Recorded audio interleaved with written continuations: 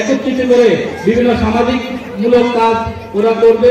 যে ইতিমধ্যে কিন্তু এই আমাদের সংঘ উন্নয়ন সংঘটা বেশ কিছু সামাজিক কাজ তারা করেছে, কিছু রাস্তার কাজ করেছে, বিভিন্ন ধরনের অনেক সামাজিক কাজ করছে। সবচেয়ে বড় কথা আমরা দেখেছি, আমরা গত 15 দিন অনলাইনে আমরা এরা সবাই মিলে যখন আমরা বিভিন্ন আমাদের উদ্যোগ নিয়েছে যে আমরা কিছু সমাজে অনেক আমাদের শীতার্থদের মাঝে কিছু কম্বল দেবে, তখন দেখা গেছে এই অনলাইনের মাধ্যমে আমরা আলহামদুলিল্লাহ এত সাড়া পেয়েছি, সবাই এত সহযোগিতা করেছে, সত্যি আমরা কৃতজ্ঞ।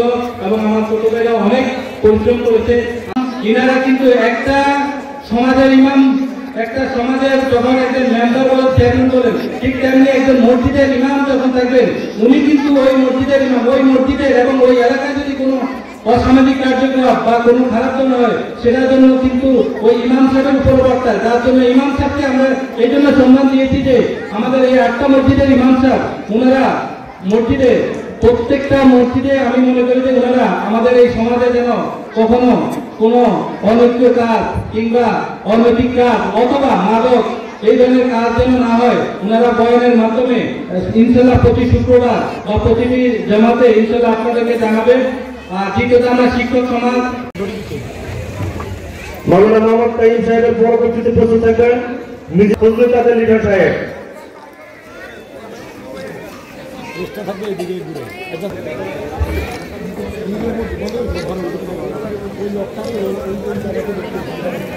তারপরে প্রস্তুত থাকুন সরদারবাড়ি জামে মসজিদ মাওলানা শরীফ হোসেন।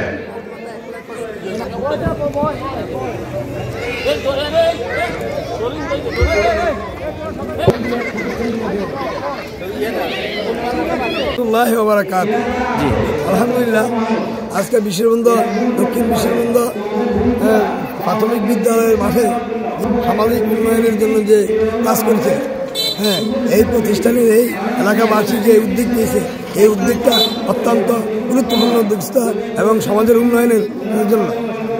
এবং মসজিদের ইমাম সাহেবদেরকে কেউ মূল্যায়ন করে না।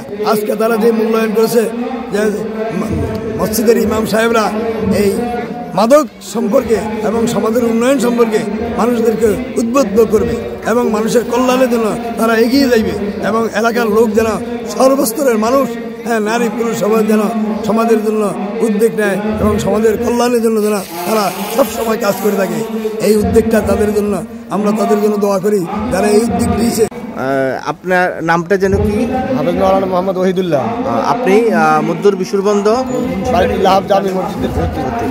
আপনি তো আজকে এই যে সংবর্ধিত হলেন। জি জি, আলহামদুলিল্লাহ। এখন এই সংবর্ধনায় আপনার কেমন লাগলো? আলহামদুলিল্লাহ, খুব ভালো লাগছে।